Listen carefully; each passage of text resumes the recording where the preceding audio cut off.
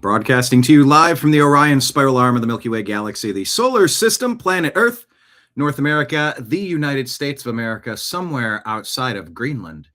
My name is Brian Engelman. Today is Tuesday, January 13th, 2025. And this right here, the thing that you're watching is called Strictly Football here on the new American media, because the old American media has failed you. On today's program, we're going to discuss the NFL action. Week 1 of the playoffs is in the books. What did we learn?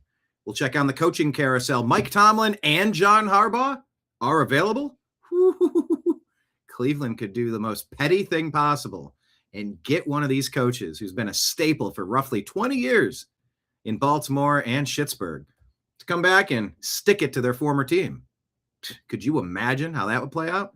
We'll see. And then, of course, the college football playoff is upon us, so maybe we'll gently touch upon that. We're also going to do our picks with Jim Mitchell, his betting trends sheet for the upcoming week of gambling, if you choose to partake in such activities. Thank you, Nimbus. Appreciate you. And before we begin today's program, I'd like to raise a beverage and say to you that we are going to participate in a simultaneous sip, and all you need to do that. This is in honor of the departed Scott Adams, a daily fixture, weekly fixture, as I would scan through the news. So his simultaneous sip is something we can all participate in now. And to join the party, all you need is a cup or a mug or glass, a tankard, chalice or stein, a canteen jug or flask, a vessel of any kind. Fill it with your favorite liquid. I like coffee. Today I'm having sparkling water. And join me now for the unparalleled pleasure, the dopamine hit of the day, the thing that makes everything better. It's called the simultaneous sip, and it happens now. Cheers, people. Rest in peace, Scott Adams. And today's program begins right about now. Hi, this is Eric Metcalf, and you're watching Unhappy Hour.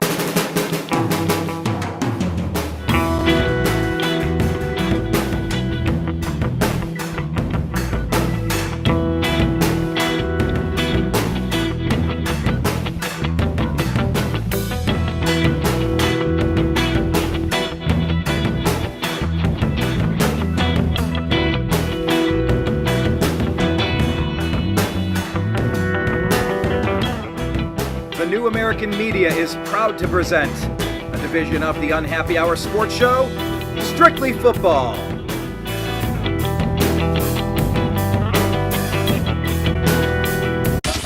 It's the Unhappy Hour. Thank you all so much for joining me today. Let's bring in the crew. Mr. Mike Bara, who was our guest on the Agree to Disagree show earlier. Check it out on Rumble and YouTube. Yeah, simultaneously sipping? Yeah. Yes. Mike and I, we kind of gave a brief overview of the life and works of Eric Von Däniken and Scott Adams earlier today. So check it out. It's on Rumble. It's on YouTube on the New American Media. Mike, welcome to the program, sir. Thank you. It's great to be here. And you know, before we go too much further and before we bring him in, I kind of wanted to share something that happened to one of our team members here this week, which is our buddy Izzy got inducted into the military. He took his oath, officially took his oath of office. There he is with Secretary of War Pete Hegseth. Of course, Izzy is the frizzy-haired young man with the in the back there, parallel to the American flag, and we got a couple other pictures of him there. Here he is in the back once again with Secretary Hegseth. That's not as clear, but there's our guy in the corner. And we just want to say, congratulations, Izzy. And did you know, when you shook his hand, did you realize that Pete Hegseth has not washed his hands in 10 years? So bring him in. Let's find out. There he is. Yeah, I didn't know that. Yeah, thank you. Yeah, you're like, I shook his hand, and I'm like, really? Yeah. Everyone's hands he went through, but I mean, it was an experience. A lot of people there, the sergeants, officers, they were like it's an opportunity, and just an experience because you don't get to meet high-ranking officials like that every day. Yeah. And it was a pretty awesome, cool moment. You know, I mean, I'm not even really truly in, but yeah, I am sworn in, so it's pretty awesome. I mean, it's just really cool and it's an honor, and you made the news, and that's epic. Yeah. So congratulations. Let's see a moment of this. Right hand and repeat after me. I state your full name. Izzy, did you say I state your full name, or did you say Ez'Ryel Robinson? Yeah, I said my whole name. Do solemnly swear. Do solemnly swear. That I will support and defend the Constitution of the United States. That I will support and defend the Constitution of the United States. Against all enemies. Against all enemies. Foreign and domestic. Foreign and domestic. And that I will bear true faith and allegiance to the same. And I will bear true faith and allegiance to the same. That I will obey the orders of the President of the United States. That I will obey the orders of the President of the United States. And the orders of the officers appointed over me. And the orders of the officers appointed over me. According to regulations and the Uniform Code of Military Justice. According to regulations and the Uniform Code of Military Justice. So help me God. So help me God. Congratulations. Your right hand. Yeah. That's awesome. That's awesome. Congratulations, Izzy. Yeah, thank you. Mr. Jim Mitchell. Hello, sir. How are you today? Good afternoon, Brian. What is up with not washing his hands in the last time? Is that an anti-OCD type thing, Mike? It's weird. I mean, I can find the clip again. It's on Twitter X, and he used to host Fox and Friends, I think, in the morning, and he was on, and this is like 2 years ago, and it started talking about something about I hope he washed his hands, and Hexeth goes, I don't wash my hands, and they're like, what? And he says, yeah, he goes, when I take a shower in the morning and stuff, of course I get soap. He goes, but I don't wash my hands during the day. And I'm like, really? You go in, you take a shit and you wipe your butt and you don't wash your hands? That's weird. That's a little weird. I'm surprised it didn't come up at his confirmation hearings, to be honest, but that's what he says. He just doesn't wash his hands, and I'm like, maybe I'm the opposite, but I'm washing my hands like literally a dozen times a day, right? Well, I'm sure Iz knew that. He probably had the alcohol gel in his back pocket. Yeah, probably. Yeah, I've interviewed Adam Carolla. He famously kind of talks about that as well. He's like, yeah, you don't need to do that all the time. It's over. People overdo it. Because here you go, Izzy. Here's a little cleaning thing here. Yeah. We need to get sponsored by Dude Wipes. That's how you pick up most diseases, is with your hands at a grocery store, touching a cart that somebody who has had the flu. So it's like, people, come on. I don't know. I just thought that was a little weird. So we'll see. But congratulations, nevertheless. It's awesome. Absolutely. Yep. Well, let's, there's a couple different paths we can take. Definitely want to just touch on the college football championship. Maybe just a brief moment, because we're not going to delve into it, but it's the two teams that beat Ohio State. Yeah. It's Indiana versus Miami. Around the horn, if you guys had any thoughts on the games or the matchup that's coming up. Well, Indiana's good. Miami's good. Indiana's going to win, looks like, pretty easily. They bought the best team you can find in college football.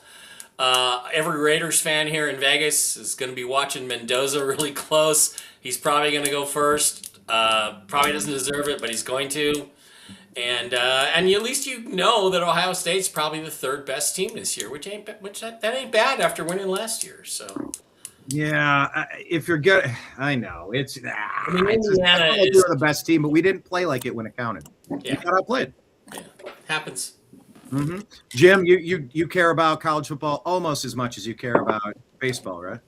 Oh, no. Don't put football and baseball on the same level there, Brian.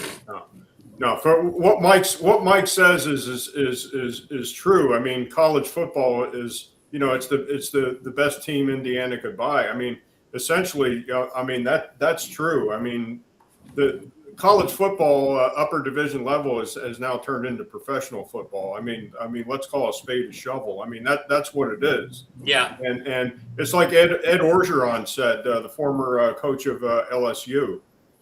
He said last week in an interview, he said the only difference between football now is that they now pay them through the front door. He says in the past we used to pay them through the back door. Yeah. So it always exists, Yeah. But those Louisiana guys always have the best quotes, don't they? Yeah, it's funny because somebody said, I think it was LSU guy said something like, isn't it interesting how Nick Saban retired when it became legal for every other team to buy players? Just like the Alabama have been doing. It's always happened. It's just been in a more clandestine manner. Yeah. And they lose their competitive advantage that way. When my band went down to Cancun for spring break one year, one of our members may have been involved with a policia incident for public urination off on the side of the road. And, it was a bit of a shakedown. It was a bit of, hey, do you want me to take you downtown? Do you want to have a bad day? Or, I don't know. You could maybe repay your ticket. You could just move along if you want. And it's like you just kind of empty your pockets and figure it out. But so I got back with my band and I wrote this lyric. Something along the lines of, we act like their level of corruption is everything we despise, but it's really just everything we disguise. It's we get lawyers and then you get the money and it's the same shit. It's just they cut out the middlemen and they just come on, let's get right back to it. Let's move on. I mean, let me ask you this: if college is and there's people complaining, the University of Washington quarterback signed a deal with them to come back, and then he tried to change his mind and go somewhere else, and they said, "Oh no, you don't. This is so all kinds of rigmarole with that." There seems to be some pressure now to change it to like if you sign somewhere, you got to stay there for a couple years. You can't go every year, but change teams every year. But the question I have is if it's gonna just basically become a professional sport in a sense, why? Congrats, Pickens, make your country proud. It's cool. Thank you. If they're gonna do that, why not then change the rules so that they're more in line with professional rules? Why not move the hashtags in? Why not require 2 feet down? Maybe pull out the 2007 NFL playbook before the NFL got ridiculous, and just basically say it's training for it's semi-pro football, and make it more like the professional game, and then that way too there won't be as much.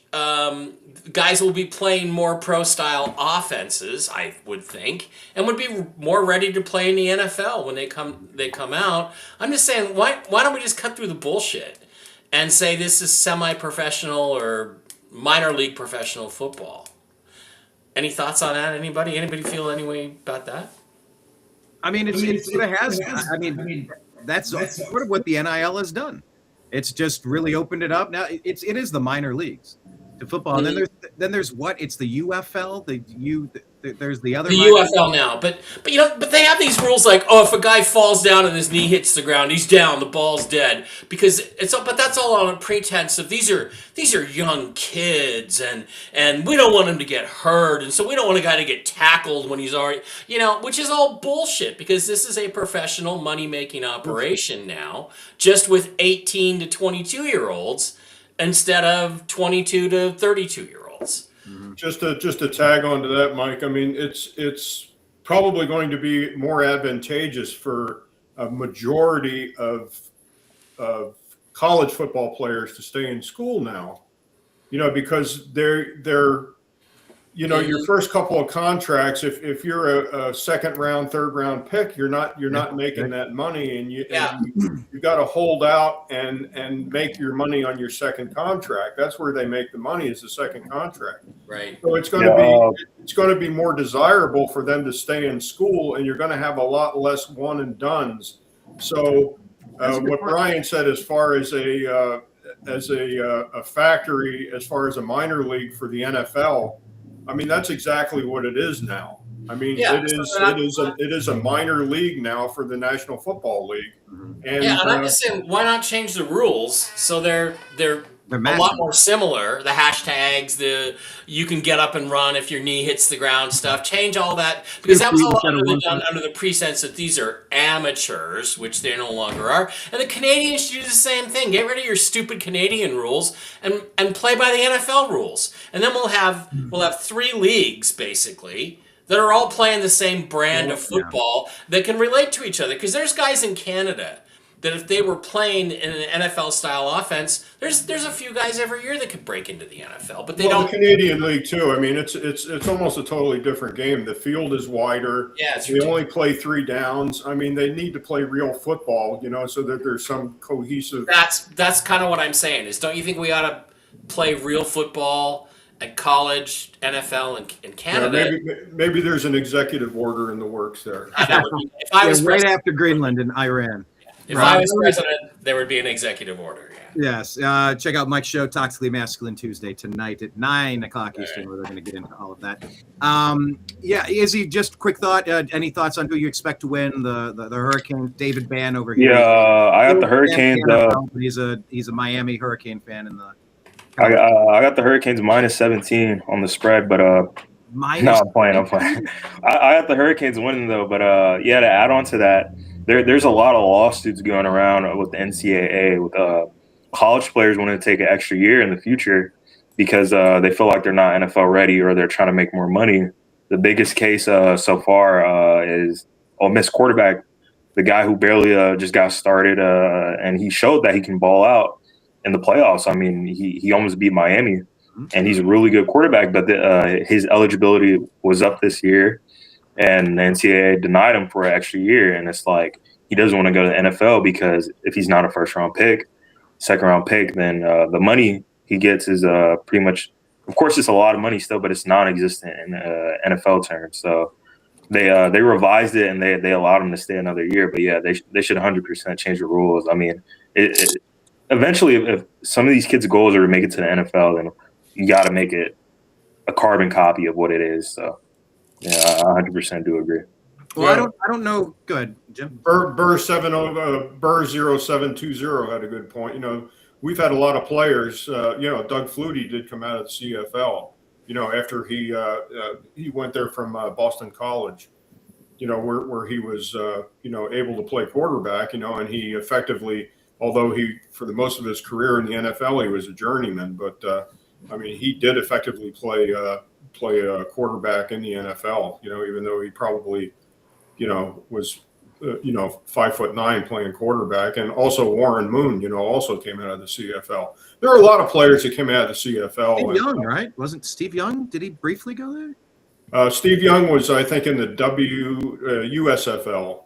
United States Football League. Right, the USFL, the short-lived league. Yeah. Well, yeah, I don't know what to make of the college football championship. I view the Ohio just as a benchmark. I view the Ohio State game to both Indiana and Miami similarly. They were close games. We lost both of them. We missed. We didn't play our best game.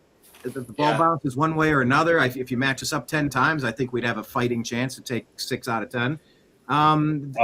Maybe it'll be an evenly matched game, I'm thinking. Who did you guys lose to during the regular season? There's a lot of Twitter guys out there that are saying that Ohio State, they lost to ranked teams and they only beat up on lower ball teams. I think y'all lost 2 or 3 games the regular season this year. We lost 2 games to the 2 championship teams. Yeah, then again in the playoffs, right? No, just that. The 2 championships. Yeah, okay, yeah, I see. We lost the Big Ten championship to Indiana by a couple of points on a couple of plays. Same with Miami, a couple of points, a couple of plays. Yeah, but if I recall earlier, you scraped by on a couple of games that you could have lost. Also, yeah, exactly. The thing is, what's important here, I think, is that the landscape of college football has changed. It used to be that you had these teams, you had these players, and players went to schools for the coaching they would get, the exposure they would get, for the opportunity to play in the NFL. Now they're going there for the money they get, for the money they're offered by the school. So it could be interesting because you could have a different set of contenders now every year. And if you don't watch it, the traditional powers like Ohio State and Michigan and USC and Washington and Notre Dame, they're going to go by the waysides, and there's going to be a lot more, Indiana. Yep. That's fine until it's Texas El Paso that buys the best team and goes out there and kicks ass. Then your ratings are going to... So I think the tradition and the rivalries of college football, which is one of the things that makes it attractive, I think in this new system, it's in danger. So we'll see what happens. No, it definitely is different. the big season matchup of Ohio State and that team up north. You go, win it, lose it. What does it matter? Well, we're going to the playoffs. No biggie. Playoffs. It used to be, everything was crucial and the matchups mattered. I don't know. Now the Big Ten has like 45 schools in it, so who knows? But looking forward to a good game. Well, yeah, speaking of the playoffs, Brian, I just shared a screen with you. Why don't we go there? Why don't we talk playoffs? Oh, you got two screens up. Let's pull the other one up. Yeah. Yeah. We are in the midst of the playoffs. Yes, the playoffs. Playoffs? The playoffs. You kidding me? No, I'm not playoffs? Kidding. I just hope we can win a game. I hope we can win a game. All right. It's not a show unless we get Jim to jump in. Jim Moore, not Jim Mitchell, of course. Jim rocking the awesome Seahawks Tecmo Bowl sweatshirt. That is, yeah. Love it. That's All like right. Brian Bosworth. Okay. You want to start with last night's game? Because there's a lot to say about last night's game with Mike Tomlin resigning. I do. Let me close a couple tabs here. Get it started, and I'll pull it up on the screen, Mike. This was a close game for most of the game, and the defenses were shining. Texans pulled away at the end, and I was just thrilled. Personally, I was thrilled to see Nicholas Jamal Chubb succeeding on the exact same field where that dirty rat Minkah Fitzpatrick blew out his knee. I knew that would give you a tingler, Brian. I did. I knew you would get tingly about that. I was, doing something I had very important yesterday, which is going to really be cool when it comes out. But I got home in time to see most of the second half, and Tomlin is now left, so apparently of his own volition. But I'm sure there was pressure. I'm sure they were like, "Look, it's stale. It's time for a change, right?" Yep. I think unlike Pete Carroll, I think Tomlin can still coach in the right situation, but he a lot like Pete Carroll, you can't let him hire his own coordinators, I don't think. I think somebody else has got to make those decisions for him and have him be the leader. But, what struck me when I'm watching this is it's cold weather. DK Metcalf is who we thought he was, to quote Dennis Green. He is who we thought. He makes a couple great plays on the first drive. They got momentum going. He drops the ball and it hits him right in the fucking hands. And that killed the Steelers' momentum. So whatever start they had going dies right there. Aaron Rodgers looked like a fossil out there. I mean, people say Russ is washed. And they may be right. I don't think he is completely, but he can still have spectacular games. But he's got so much more left in the tank than Aaron Rodgers. I can't even tell you. Rodgers missed throws that even 2 years ago he would have nailed. And he looks 41. He looks like he's too old. He's too slow. The ball doesn't get there the way it used to. And, he got beat up pretty good. His last pass in the league looks like it's going to be an interception. I mean, Aaron Rodgers in a playoff game, look at that quarterback rating, 50.8. That's a terrible game. So Aaron's got to go.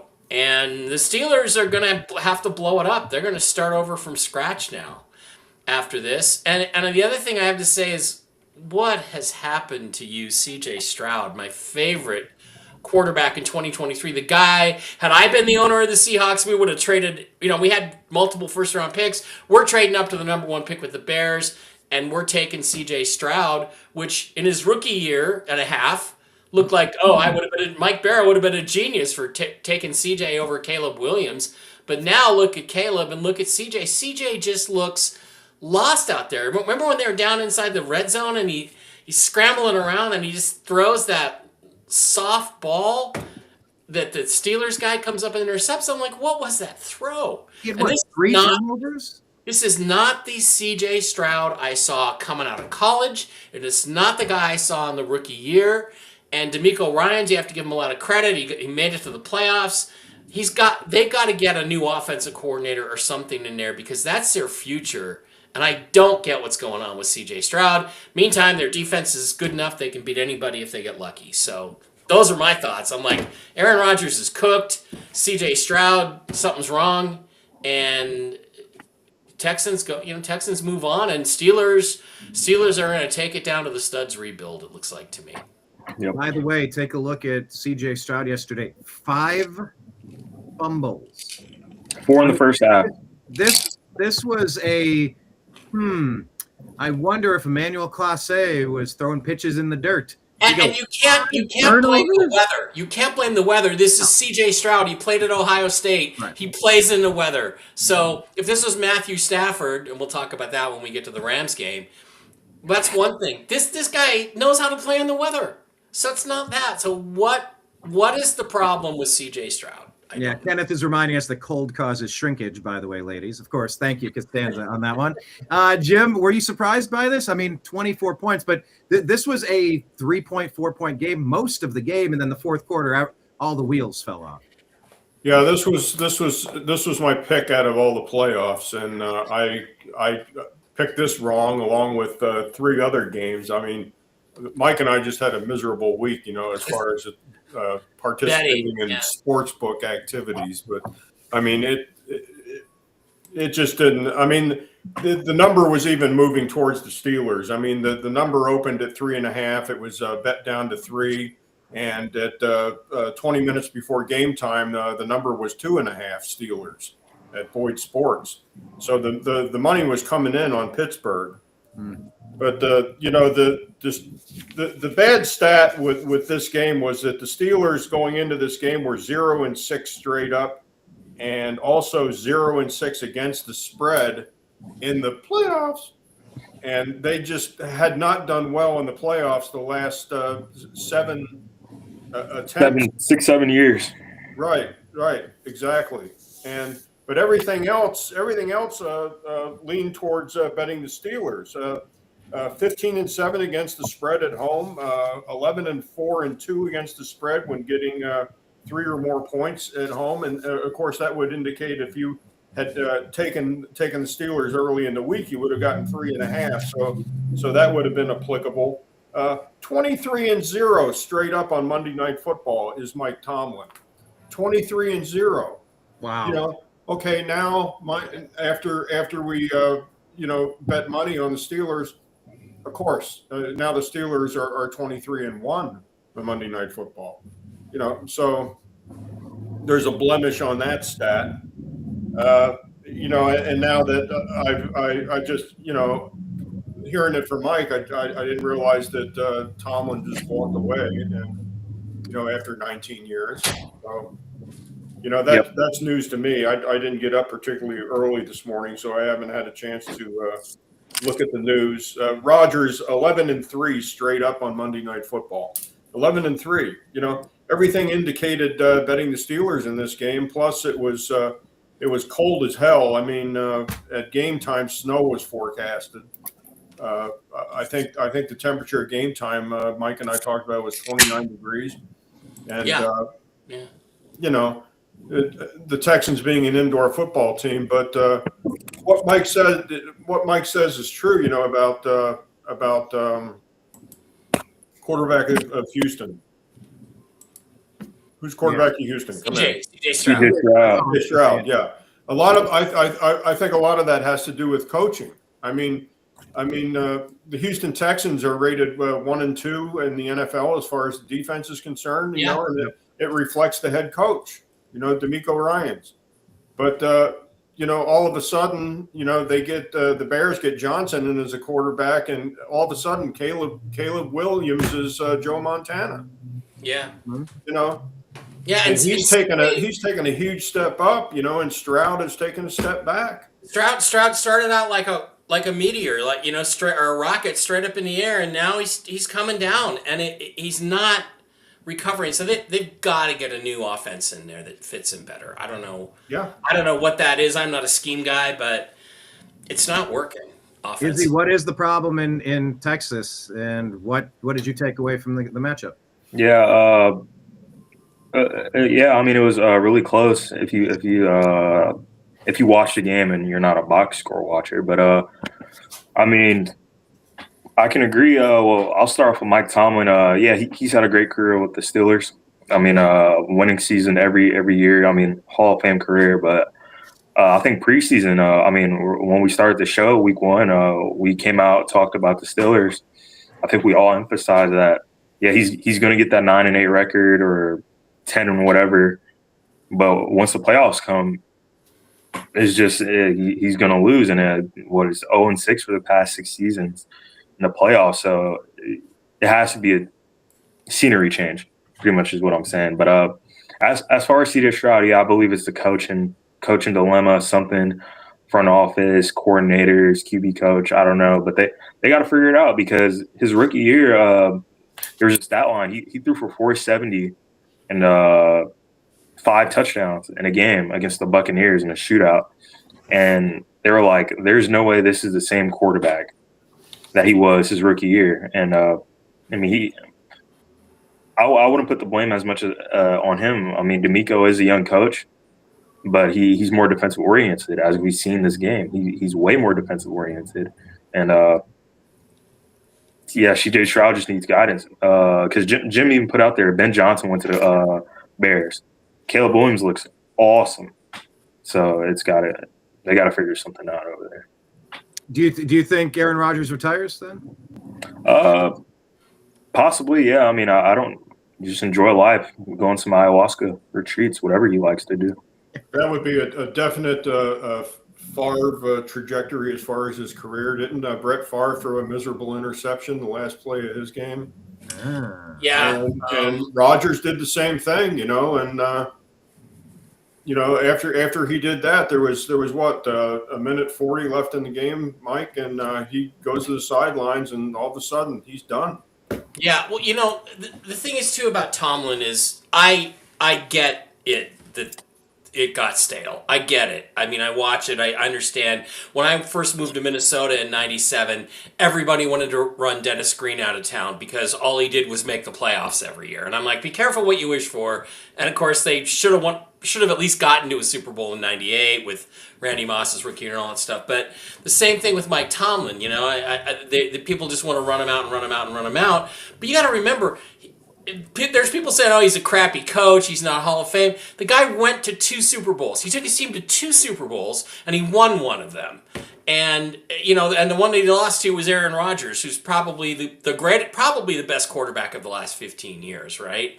And it's like, how do you say that about a guy who's had that career? Yeah, did it get flat? Did the game pass him by a little bit? Are his methods maybe a little unsound, to use Apocalypse Now language? I don't know, but it got flat, and it's time to move on, and he needs a change of scenery. But I don't get people who are celebrating this. You shouldn't celebrate it when somebody overstays their welcome, like Pete Carroll. Yeah, I watched the Manning cast last night during the football game, and Roethlisberger was the second half guest on the Manning cast.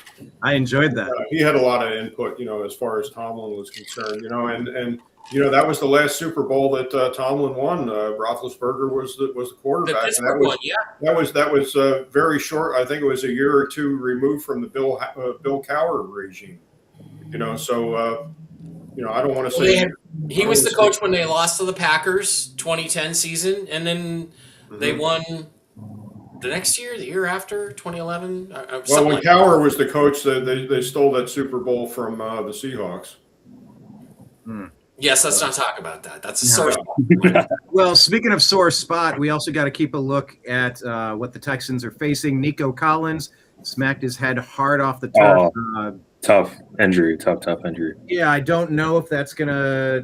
Do we have an update? I don't know that. So you can take this with a grain of salt, but he's pretty accurate.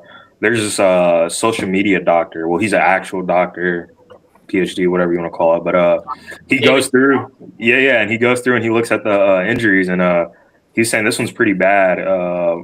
Like the standard for concussions, there's like a certain impact in like mile per hour time, just a bunch of things. And he said the way he hit his head was pretty bad, so it could be looking from a 7 to 21 day window for him to return. But I mean, of course, he could return and play through it, but I highly doubt that's feasible for that. Yeah, that's really going to hurt their offense. And isn't Jim? Don't you have a Dr. Jim? We lost Jim. Don't you have a Dr. David Chow story? Isn't he the Jets team doctor who injected Tyrod Rod. with the rib shot and punctured his lung, and he got fired, so then he became a social media. It was in San Diego, and San Diego. David Chow was one of the physicians with San Diego. I don't know if it was directly David Chow that actually did that. I have no idea. I don't know how many team physicians that the Chargers had at the time, but that's what happened to Rod. He got the punctured lung, and he was out, and then David Chow mysteriously, went to work, with Jim Rome, the Jim Rome Network, and opened up a sports betting business. Tyrod just sounds better than Tyrod. It does. That's because we've been saying Tyrod for the last 10 years. Probably. Yeah. Probably is more comfortable. Make no mistake about it. Tyrod is a car part. So, just to wrap this game up, I just thought it was an awful game to watch. The worst game of the weekend. And Aaron Rodgers, please just retire and leave us with our great memories. And Steelers are in a down to the studs rebuild. Yeah. So, I agree. it's interesting because if you look at their cap, let me look at their cap.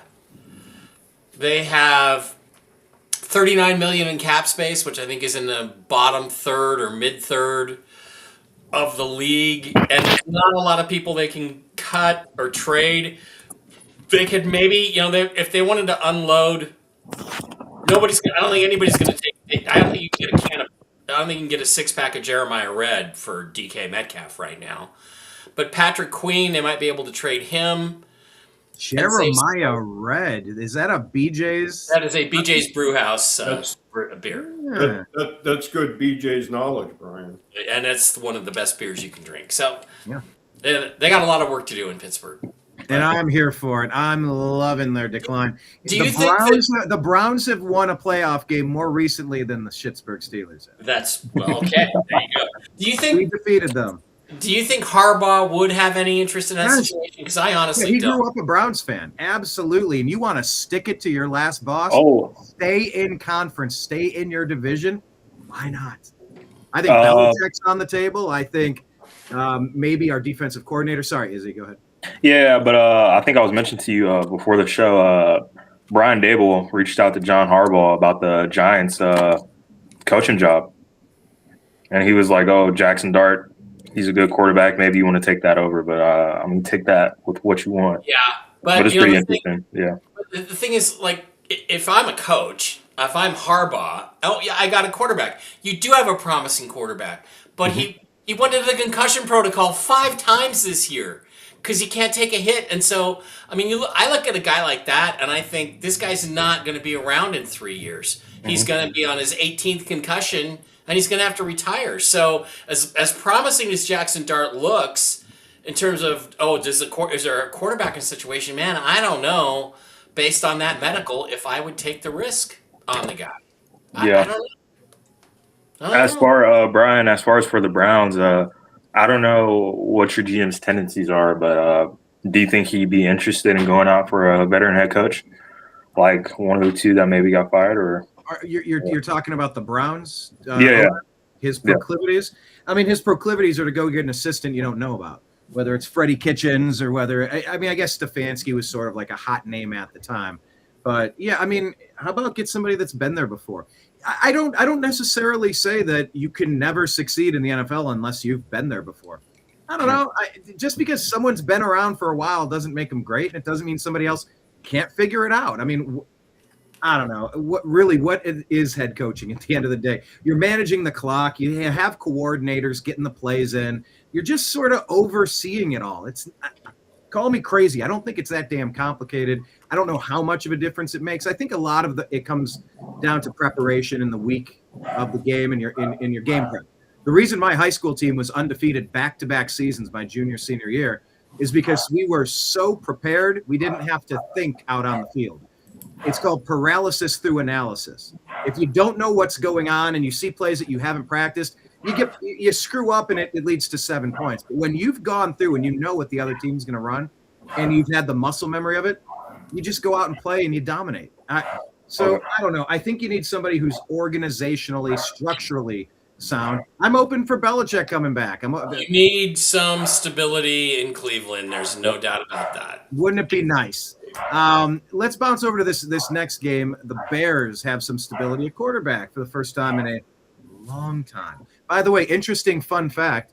Well, I guess I'm thinking of Harbaugh from his playing days in Chicago, of course. Jim Harbaugh has more rushing yards than Bo Jackson. Yep. Oh my God, people. But I will say Bo Jackson was a better runner than Jim. Okay. I'm just going to tell you, Bo Jackson is the most incredible thing I've ever seen. That's a hot take right there. Wow.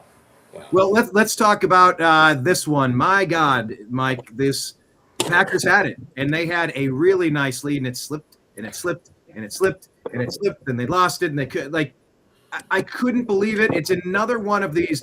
I feel like this season belongs to Indiana and Mendoza in college. Just the way they're getting these wins. I feel like the Bears they keep finding ways to get it done. They're going to be a very big problem coming out of the NFC, I think. Yeah, I agree.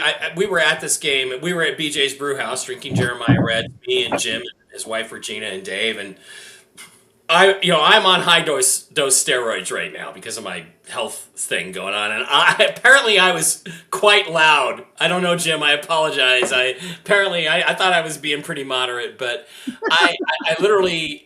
I've had that problem. I'm guilty as charged with that. Thankfully, I'm done tomorrow. I mean, tomorrow's my last day, and then I'm done with this for a long time. Brian, the only difference between you and Mike probably, and I don't know if you have a CCW permit, but Mike was packing at the time, so I was armed, but I was a little concerned. Well, Jim was a little upset with me talking too loudly. No, I wasn't upset with you, Mike. Okay, well, thank you. Because I couldn't believe that the Packers had this game put away 3 times, and they let it slip away. And it wasn't as much that Caleb really did. I mean, Caleb just did the Caleb things that Caleb does. Yeah. It's like, all of a sudden, they're just leaving guys wide open. They're just not covering. I can't even describe to you what happened. I don't even know what happened. How are you up 21-3 and lose the game? How are you up 27-16 with 8 minutes left and lose the game? And they got up 27-16. They had the ball. They're driving. All they need is a field goal. I think the guy missed the field goal, which was easily makeable. Would have made it 30-17 with about under 7 minutes to play. But they didn't stop. The Bears scored every time after that. And you can't say, oh, it's a defensive problem. But there's just something wrong in Green Bay. And I was listening to Sirius NFL Radio, and there were Packer fans calling him, get rid of LaFleur, man. The whole organization's a mess. And I do not understand what happened. Part of it is that Caleb happened. And that's one of the things that makes him dangerous. I want them to beat the Rams, but I don't really want to play Caleb Williams. Here's what I want. I want the Bears to beat the Rams and have Caleb twist his ankle and not be able to play against the Seahawks. That's my prayer, right? Because Caleb can do things and make plays that are scary. I mean, I look at him, and the comp is maybe Cam Newton, except he's got so much more heart than Cam Newton ever had. And you can make fun of his fingernails, polish, and anything you want, and crying with his mom. But this guy's got something going, and he's got a terrific coach. And I got to be honest, it looks like it's going to be like 9 degrees. And Jim, does Matthew Stafford play well in bad weather, cold weather, and rain? I think the Bears are going to win this game next week. I do. What say you, Jim? And Izzy, we'll get to you, man. You've been animated. You got 1,000. Let Izzy go. We don't have to go in order. We can switch it up. Anyway, sorry, Jim. Sorry. Go ahead, Jim. Just go on. You want me to go? Yeah. All right, cool. I'll go. No, I'm just happy. I mean, the Packers lost. Micah Parsons and his boyfriend, they're heading to Cancun. So I'm pretty happy. First round pick, the Dallas Cowboys. First round pick, the Dallas Cowboys. They got 12th and the 20th pick. So I'm all smiles over here. It was a successful hate watch, if you want to put it that way. But I didn't watch most of the game. I watched like the first drive of the Bears and I turned it off. I'm not watching this. I kept checking updates on my phone. I'm like, oh wow, it's a blowout. And then second half comes. I'm like, oh, they're punting. They're punting again. They're punting it. Slowly coming back. Slowly coming back. This is Green Bay's game to lose, and they lost it. If you look at the box score, Jordan Love had a phenomenal game. 300 yards, 4 touchdowns, and no mistakes, and they still found a way to lose the game. And I want to say, a big thing about that is, the Bears, they don't give up. They keep pushing. They keep pushing. And especially having a home atmosphere with other fans out there. I believe that did play a part as well. But Matt LaFleur, a funny thing he was the offensive coordinator. He was one of the coordinators during the Super Bowl where Atlanta blew the lead to the New England Patriots. He was on that team, and a lot of people, they're like, oh my God, 21-3, Green Bay and the Bears. He just doesn't know how to keep a league. And in my opinion, I kind of do want to put some pressure on the people who's calling the plays, because it seems that some NFL teams, once they get to a certain threshold, they kind of put it on cruise control, and they let up. And it's like, you never know what can happen. You can score 40 points, and the wildest thing can happen. Of course, it's never happened before, but of course, the wildest thing can happen. So you just got to keep going. Consistency is the best thing that you could do. But as far as Caleb Williams and Ben Johnson, I believe Caleb, he didn't have a great game. The second half, of course, he made a lot of great plays. But in my opinion, for this playoffs, this is going to be the worst game Caleb Williams plays. I don't see him getting any worse than this, especially after playing Green Bay. Of course, the Rams are a bigger opponent. Their defense is better. Their D-line is way better.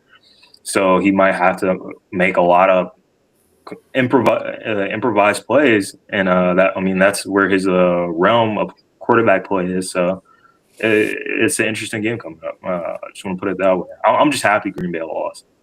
Look, you have that because you were rooting for their draft pick, and I have it for and I just don't like Green Bay at all. Well, you got the interconference thing, but I had the same hate watch going on for the Jaguars. Hurry up and lose, and let's lock in our playoff position, our draft position. We own your first round pick. It's number 24. Jim, this one, Packers let it slip away. Yeah, they did, didn't they? Full disclosure, Mike and I had no monetary interest in this game at all. I didn't want to touch it. We left it alone. I mean, the stats were favoring both teams, except for the fact that quarterbacks their first time in the playoffs are 19-37-1. And that would have been Williams, because the Bears didn't go to the playoffs last year. So, but we didn't have this game. Mike had already locked up his first game on his 14 parlay. Playoffs? You said going to the about playoffs? You kidding me? Playoffs? No, I wasn't kidding. I just hope we can win a game. I hope we can win a game too. Go ahead. I just hope we can win a game. That's rule number 3 in this show. Always yield to Jim Mora. We need it on a hat. Always yield to Jim Mora. Nice. Right. But Mike's big bugaboo in this game was, the fact that the Bears came back, and I guess there was a scenario where the Seahawks would have had to play the Bears, in the next round. And that was the discussion at the table. We were talking about, if the Packers win, we're playing the Packers or the 49ers. And, lo and behold, looks like the Seahawks are going to have division playoff games, throughout which is totally effed up, But we wanted the Packers in this game because there was a mathematical scenario where the Seahawks could play the Packers, and that would have been that would have been the layup, especially the information the Packers we got from Izzy, with Micah Parsons now, going to Cancun with who's he going to Cancun with? Trayvon Diggs, his little thing. I love it. But Packers 5-1 straight up versus the Bears in Chicago. 12-2 straight up overall versus the Bears the last 6-7 years. But conversely, the Bears were 6-1 straight up at home this year. Bears hadn't beaten the Packers in the playoffs since when, Jim? The week after Pearl Harbor in 1941. I thought that was a joke you sent me, but It's true. That's absolutely true. Amazing. They have now. That streak's over. And to you history fans, Izzy, if you don't learn from history, you're doomed to repeat. Franklin Delano Roosevelt was president the last time that happened. Yep. I mean, open me a can of slack. I mean, who would have figured that out? Yeah, and let's fry up some shit on a shingle, as they used to call it back in World War II. That's right. Oh yeah, learn how to eat shit on the Dip shingle. beef on toast, also known to the guys in World War II. In the mess hall. Shit on a shingle. That's right. Let's check in with Annie Agar, ultra Packer fan, right? She's got thoughts on this. I don't know if you follow her or not, but her takes are pretty entertaining. Well, that was the best wild card weekend ever. What's that? She needs to learn how to reverse her camera. Oh, that might be me. I'll switch that. Well, that was the best wild card weekend ever. I hope you guys all got a kick out of it. I know the Packers didn't. Yes, this week we got to see the greatest rivalry in the NFL. Packers-Bears. No, Justin Herbert and the word if. This time was not Justin's fault. Here we go. And there it is. What? You just shut up. He got pressured 30 times at 31 attempts. Well, Chargers quarterbacks aren't known for using protection. Okay, moving on. There were so many good games this week, I almost forgot there was a game on Friday, and so did Oregon. Hold on, Mike. Go ahead. Well, the protection thing, with Phillip Rivers, yeah, that's epic. Yeah. She's very good at this. For using protection. Okay, moving on. There were so many good games this week, I almost forgot there was a game on Friday, and so did Oregon. New York, get in here. This is Dante Moore. He'll finally be able to teach you what an interception is. Great. We're going to have so much fun. Okay, just go show him the film room. We have a film room? Okay. Dante Moore, we're going to teach the Jets how to show an interception. Dante Moore, stay in school, son. He hasn't declared, right? Nope. Dylan Raiola is on that team now. Yeah. If you were interested. Oh, wow. Okay. Interesting. And so did Oregon. New York, get in here. This is Dante Moore. He'll finally be able to teach you what an interception is. Great. We're going to have so much fun. Okay, just go show him the film room. We have a film room? Okay. Okay, before we get into the games, little coaching news. We have interviewed Jason Garrett. Tennessee, what are you doing? I heard Vrabel might be available. Well, we've also interviewed Arthur Smith. That would be a great fit, since his dad owns FedEx and you also don't deliver on Sundays. Okay. Okay, Carolina and LA. You guys had 4 lead changes in the 4th quarter. I would say this game was a roller coaster, but Bryce Young isn't tall enough to ride those. Carolina, what is wrong with Xavier Legette? Nothing. Really? Because he's caught more raccoons this year than passes. Look, okay, he's a good Panther and he will help us win. He wouldn't even win in Wakanda. Guys, Josh Allen won a playoff game on the road. This just proves this whole time was not Josh Allen's fault. It was his defense letting people score. Yes, Josh Allen is very used to sitting back and seeing another guy score. He watched Sinners. Can we talk to the nice reporter lady again? That reminds me, a lot of people are mad at her saying she's unprofessional because she grabbed a mic and said something pointless. But so does Tony Romo. Question, can we do the Eagles game now? Okay, sure. The Eagles lost to the 49ers. The good news is Sirianni can now rest his starters next week. Fire Kevin Patullo into the sun. Kevin Patullo was promoted 3 years ago and now might be getting fired. Luckily, he's used to 3 and outs. Get Kevin and Nick in here. Nick, you wasted a timeout for him to call 4 verts into triple coverage again. That was not me. All right. Anyway, that's hilarious, though. That's hilarious. Good for her. Yeah. All right. Let's bounce over to the next one, shall we? Yeah, I just jerseys. I don't know what football helmets. Yeah, exactly. She collects the jerseys. Yeah. Mm-hmm. No, I do like that. She did reference Eagles Niners. That was one that I was surprised with. I was watching most of the game, and I was happy with.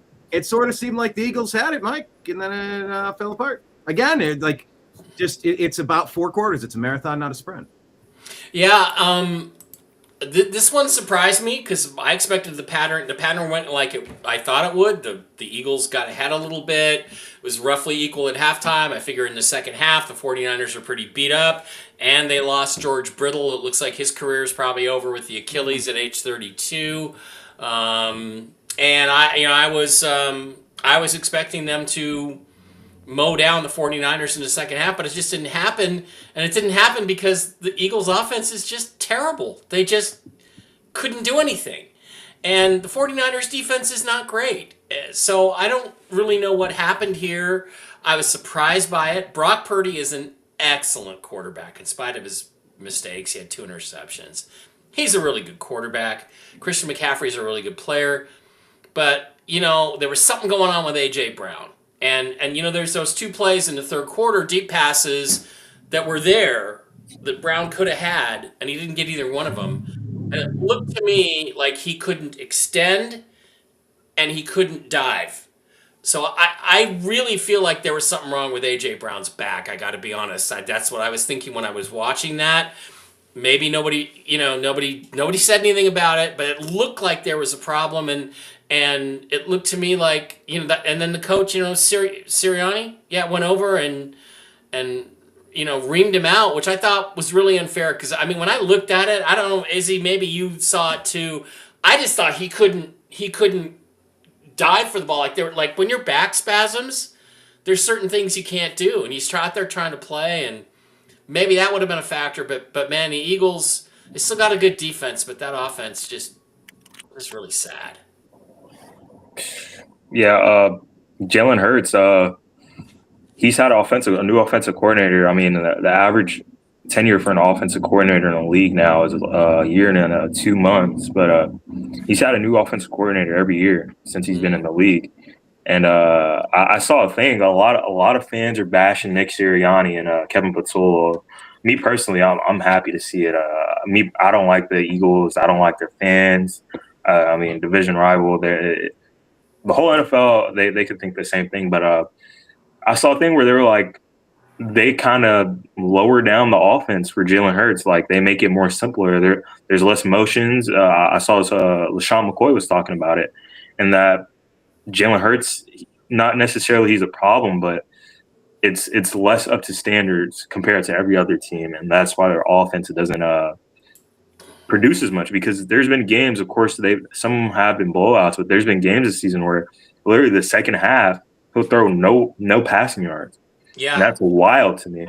Yeah, so, there are people accusing A.J. Brown online too. I'm just looking at it of intentionally dropping those balls, which if that's the case, but it looks more to me like he just can't, like there's something going on with his back. That's what it looked like to me. I'm not so sure about the fourth quarter, the 2-minute drill. That should have been a catch over the middle. It was wide open. Either way, they converted on 4th down, so it really didn't change a lot. But A.J. Brown, he's most likely done with the Eagles. They have targets. They have receivers. They have targets. And it just seems that they don't use it to their best capability. They rely more on the run game, which is non-existent this year. So maybe AJ and DK get traded for each other, the 2 Ole Miss receivers. I was thinking that would be a dream scenario trade, wouldn't it? Yeah. AJ Brown for George Pickens for DK Metcalf. And DK Metcalf. Wouldn't that be great? Wow. And then we'd have to trade Deebo Samuel while we're at it. Well, but then we'd have to trade Tua for Kyler and then bring Antonio Brown out of retirement. There you go. Wouldn't that be brilliant? Yeah, we'll get back to that one. Jim, we'll get your take in a second. But this kid, this Eagles fan, he won the internet for me. We shared this earlier in the week. I love this interview so much. We're trying to find this kid online to invite him to the show because I want to make him theoretical general manager for a day. It sounds like he's got a lot of thoughts on how to fix the Eagles. I got Is it playing twice? I think I'm hearing it from someone else's. I'm hearing that in double. I don't know what's. Oh, yeah. Bad echo. Okay, well, anyway, the kid's cool. Let me see if I can find another image of it, and we'll get to it. Jim, this one. Eagles, you know what? Look, we're not going to have a Chiefs champion this year. We're not going to have an Eagles champion this year. That's kind of cool. I'm excited for that. Yeah, it's a beautiful NFL season. It's beautiful. So I bet this game. I bet this game straight up, and of course I took the Eagles. Based on the stats and me talking you into it. Mike talking me into it. Yeah, thanks, Mike. Yeah, you owe me dinner. Yeah. 49ers 1-5 against the spread as a road dog. Teams that played the Seahawks prior 5-11 straight up the week after. Yeah. I mean, this screamed Eagles. Jalen Hurts 21-2 straight up as a home favorite. 21-2. How could you not take the Eagles? Eagles 6-3 versus teams with winning records. Favorites of 4 points or more. 137-1. Yeah, bottom line, I lost the bet. The Eagles are out of the playoffs. That's fine. Yeah. The thing is, Jim, is that you know the 49ers, they have a great offense. We saw it 3 weeks ago. You know, when they put up all those points. Yeah. You know, then the Seahawks completely shut them down, and it wasn't their offense. They did okay. They only got 23 points. The Eagles pretty much handled them. It's that the Eagles couldn't do anything on offense. And how is that even explainable? A lot of talented players on that team. I mean, when you got well, is it Lane Johnson? Maybe it's just Lane Johnson. He played, didn't he? Wasn't he in the game? Yeah, I think he should have. Yeah, Lane Johnson was in. The Lane Johnson factor didn't figure. But was he really himself? Was he really Lane Johnson? He could play and not be. You could have T-Rex arms and not lay out for passes. Like you could be Baker Mayfield or Josh Allen. You're trying to throw places your body won't let you. That's a good point, Brian, because Lane Johnson don't catch passes. So, yep. All right, fair point. Let me second chance to get this kid in here because he's catching a lot of love on the internet. Why am I hearing this in double? Play it again. I'll shut off my sound. You must have a Twitter window open. Oh, maybe. Well, let's see if it was that one. We'll try it one more time. Yes, this was a huge letdown. This was my Christmas present, and I got a loss. Oh, no. You probably would have rather had Cole, huh? Yeah, She goes, you probably would have rather had Cole. And he looks at it like Chris Farley or something. Yeah, probably. Rather had Cole, huh? Yeah, probably. I'm feeling two of two things. A, I want A.J. Brown packing his bags, and I want him somewhere else that is not here. I love you, A.J., but, like, you can't make those drops in that game. And I also want Kevin Patullo flipping burgers at like the local McDonald's or something. I don't care why you say that. Whenever he's an offensive coordinator, it's like he's flipping burgers. One side he's cooking, one half he's cooking, and the other half is completely raw. Yes, this was one side he's cooking, the other half is completely raw. Was someone doing a double beta test to see if it was the monitors, the second part of that? I don't know. Yeah, I don't know. Like I said, I wouldn't blame AJ Brown. I wouldn't blame him that much at all. But I wanted to talk about that earlier on the Steelers. You guys did talk me into switching from the Texans to the Steelers, and that didn't favor me that much. Did not work out. Yeah, exactly. So yeah, just how much money do I owe you? No, nothing. I started off the week 4-0. The first 4 games, I got them all right. The last 2, Yeah, I made up a little bit of ground on you guys this week. A little. I think I got 1 game on these 2 guys. It's an uphill battle, but I think I'm still mathematically alive to win our little league. Hey, let's talk about the Panthers. The Panthers, this game, back and forth. Awesome game. Are you a little surprised at the fight from Carolina? No. This was Mike's only winner. Well, winner by the point spread because I got 10.5. Mike's only winner, and I didn't bet the game. So yeah, I was following, the weather report, and it rained for a day and a half up until the game, and it rained after the game, but it generally didn't rain during the game, which is weird, ridiculous. It's like, what are they chemtrailing up there? But Matthew Stafford is 1-8-1. In the rain and below 40 degrees, I believe, and he's going to play below 40 degrees this week.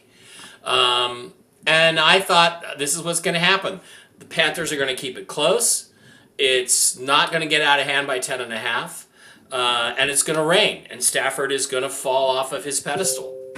The rain didn't happen, but it did happen that the Panthers made 3 bad mistakes in the first half. They get the ball. They're at the 45-yard line. It's 4th and 1. They go for it against a very good Rams defense. Now, when you're at home, you just punt the ball and let your defense play. Stupid call. Cost them the first touchdown. Second touchdown, I don't even know. There's one guy covering, number 21 on the Panthers. I don't know who he thought he was covering, but he left so much space to Puka Nacua on the touchdown pass. I could have ran past him if he left me that much space. It's insane. So stupid mistakes, fumbles on a kick, and I'm like, oh, this game is going to get out of hand, and I'm going to be lucky to get within 10.5. But they kept it in there, and let's be blunt, they should have won this game. They had Bryce Young. You can criticize him. There were some not good throws in that game. There was one point where they were down 7-0. He comes back, he throws an interception. It was a bad interception. Fine, get on him. He had his team in position at the end of the game to win. And I think out of his last 4 passes, I think 3 of them he put it in the guy's fucking hands, and they dropped him. So what separates teams this time of year a lot of the times is when Matthew Stafford puts it on Puka Nacua's hands, he's going to catch it. When Sam Darnold puts it in Jackson Smith-Njigba's hands, he's going to catch it. Cooper Kupp's going to catch it. These guys, and it's just the level of receiver quality was a problem on the Panthers side of the ball, and they really got to be kicking themselves in Cancun right now because they could have, should have won this game. And but I think it's a danger sign for the Rams. You look at the Rams, 4 out of their last 5 games, they haven't played very well. So it may be that they peaked week 10, 11, 12. They peaked that Seahawks game that they lost on Sunday night. That was maybe their peak. So we'll see. We'll see. I think it might be, and like I said, I'm picking the Bears next week. So we'll see. But those are my thoughts. I just thought, God, Carolina, you got down, you shot yourself in the foot, you still had a chance to win, and your guys couldn't catch the ball when it hit them in the hands. And say whatever you want about Bryce Young, the ball was there if those guys had caught it. Yeah, all credit to Bryce Young.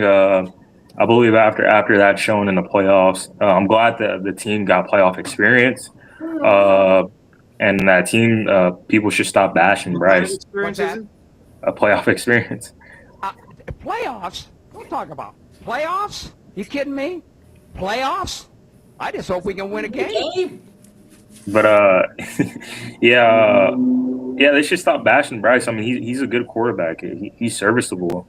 I mean, his leading receiver is rookie free agent Jalen Cocker, and he led the game with 134 receiving yards. But the team, they played good. The Rams, they started off hot, and their defense started to let up, and it was a close game, closer than anticipated. But Puka Nacua, I mean, he's a force to be reckoned with, just like Jackson Smith-Njigba. I mean, but McMillan dropped at least one ball that he should have caught that was a big play. Yeah. And Rico Dowdle dropped a ball. Who's the guy you mentioned? Jalen Carter. I remember that. That slant pass. Yeah. There's 3 or 4 drops there that if they catch 1 out of those 4, they probably are in a position to at least tie or win the game. And it's like that's the difference. Yeah, again, credit to Bryce because his O-lineman got hurt. Akim Okwamu, their first-round pick from 2-3 years ago, he got hurt. And Robert Hunt, he just got back, he got hurt. And they keep praising this team, the O-line, that they spent the most money on the O-line, and it just doesn't seem to happen. What were you going to say, Mike? Well, the left tackle, I forget what's his name? Akim Okwamu. That's the most unfair fucking call I think I've ever seen in my life. The guy takes 2 steps back. On the second step, his left knee blows out. He grabs his knee and falls on his back. The Rams guy tramples over him, and they called him for holding. He had both hands on his knee because his season is over. And they called him for holding, and I'm like, I'm sorry. You got to fire a ref who makes that call. You should fire the guy because either he's cheating or he's just so how can you be that incompetent? Yep. And there was no holding on a play, and that was a drive that ended that drive, that penalty, but that was just the most unfair call I think I've seen in with the NFL now in the last 5 weeks. I was going to say 5 years, but it illustrates to me how horrifically bad NFL officiating is. And nobody from New York calls and says, Jim or Joe or whatever, he didn't hold on that play. He was grabbing his knee because his knee exploded. And it's a shame on the injury, but sorry, that just Yeah. all up to watching that game. What bullshit. Yeah, I'm sort of, the Panthers had a decent run at it. They had a shot to win this game. I just wish we could have saw Baker Mayfield in the bucket. They would have done anything that the Panthers did this game, in my opinion. No, the Panthers, we talked about, they're like this, right? Yeah. And they were so terrible against Tampa. This was one of their up games, and they match up well with the Rams as long as they ran the ball, tried to control the ball. That's the whole thing is Canales got out of what was effective in the first game. Yep. In the first quarter, and the first quarter and a half, and they dug themselves a hole. They almost got back out of it. It would have been a signature win for the Panthers if they could have. Oh man, 5 or 6 plays if they could have fixed it and won that game. Yeah, and it's just so weird that they had that as a home game. The Rams. That's the way the rules work. Right? That's just interesting how it shakes out, Jim. That roller coaster thing that Mike and Iz were talking about was true with the Panthers all season. 8-0 against the spread after a straight up loss. That's against the spread, and many of those games were straight up games also that they had won because the Panthers weren't favored that much this year, especially at the beginning of the year. They didn't play as favorites. This game opened at 10.5, and this was touted as one of the highest, if not highest, point spreads in the playoffs. If you want to take out Super Bowls, because we all know when the 49ers played San Diego, that point spread opened at 14.5, and it was bet up to as high as 19. But at game time between the Chargers and the 49ers, with that was the Steve Young Super Bowl game, monkey off the bat game. Yeah. But yeah, this Mike was texting me and calling me all during the game. Damn it, Jim, when is it going to rain? Damn it, when is it going to rain? Because we had that stat. Stafford is 1-11 straight up in the rain and the snow. Damn it, Jim, I'm a doctor. Damn it, Jim, I'm a doctor, not a bricklayer. Not a weatherman. Yeah, I'm a doctor. Yeah, but 1-11 straight up in the rain and the snow, and that's a solid stat. That's a good stat. Stafford being a quasi indoor quarterback. With Detroit and LA, they've got a roof. But it's kind of open air. But I don't know whether you want to call that a dome play or not. But this game was against the spread. This game was just screaming Rams. But Mike was on the Panthers in this game, and that was a solid bet. And against the spread. The play here was the money line. The biggest number on this game, underdogs of 8 points or more in the playoffs are 1-15 straight up. So that is the definition of a money line bet. 1-15 straight up if you're a dog in the playoffs of more than 8 points or more. So Rams 11-14 as a favorite, 9-2 against the spread as a road favorite, 11-3 against the spread on the road, 19-4 against the spread in December, 18-4 straight up in December and January. I mean, the game was just screaming Rams, but you had that underdogs of 8 points or more, 1-15 straight up in the playoffs. It was a no play for me, but Mike took the correct side on it. Well, not by it was screamed Rams, and you can see how much better coached the Rams are by the fact they pulled it out. But I thought 10.5 was too high given the weather and given the way the Panthers played them the first time.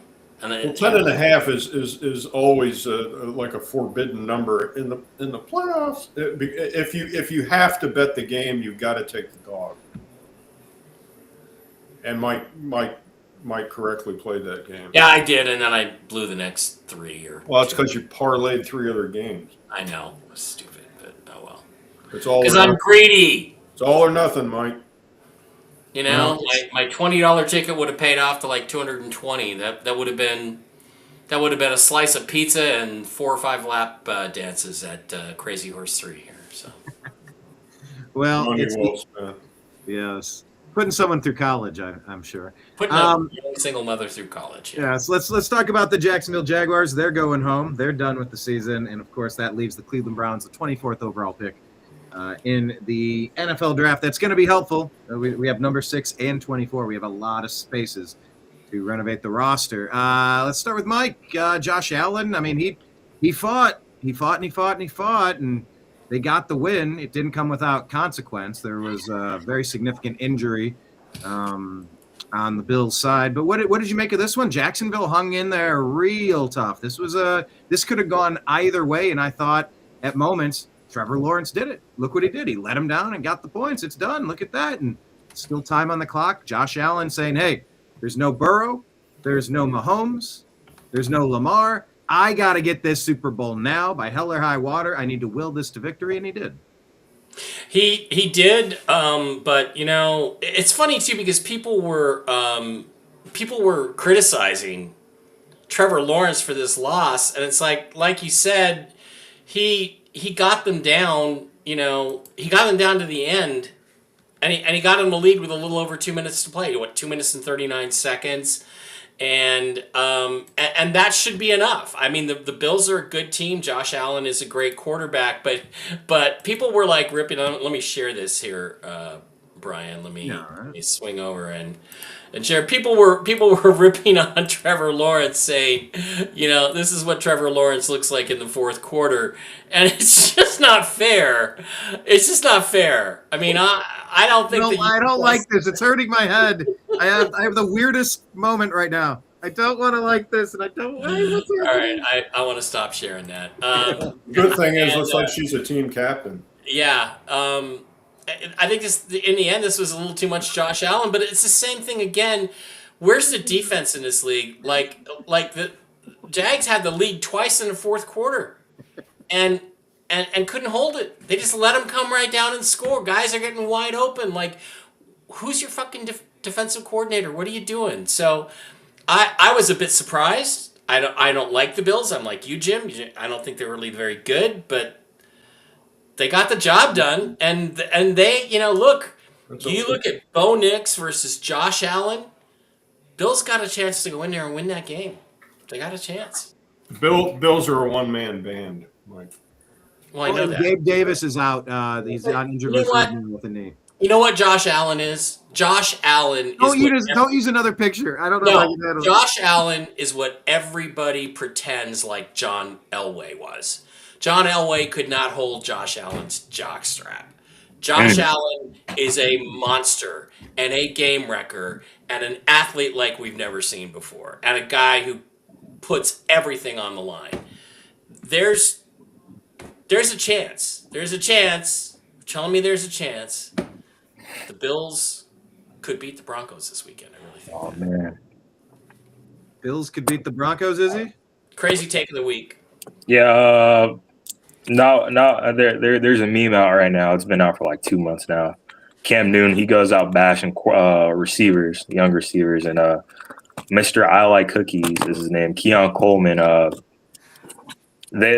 don't see him winning that game. Of course, yeah, it might be close, but I took the Buffalo Bills in this game for the strict reason that Josh Allen had no previous foes in his way, and it proved me right. He got the ball, went down, and they scored. But man, Josh Allen is a one-man army. It seems that he's the Walter Payton of quarterbacks, if you want to put it that way. But he just doesn't have the receiving core for it, in my opinion. Khalil Shakir's still out there, but they lose Gabe Davis. He only had 2 catches, 3 targets, but I highly doubt that they do a lot against that defense out there with the Broncos. As far as Jacksonville, like the lady said, hold your head high. You had a great rookie season for the head coach, so maybe they could go through and make some changes this offseason. But yeah, I don't see him getting past the Broncos. I mean, he could. I mean, as a quarterback matchup wise, and you say Josh Allen's facing Bo Nix, I see why you say Josh Allen wins that game. Josh Allen is a one-man army, but at that altitude versus that defense, that team with the with, like I said, Josh Allen and friends out there, it's just not like that. And also, there's a guy named Tyrell Shavers out there for the Buffalo Bills. He caught a pass for 14 yards.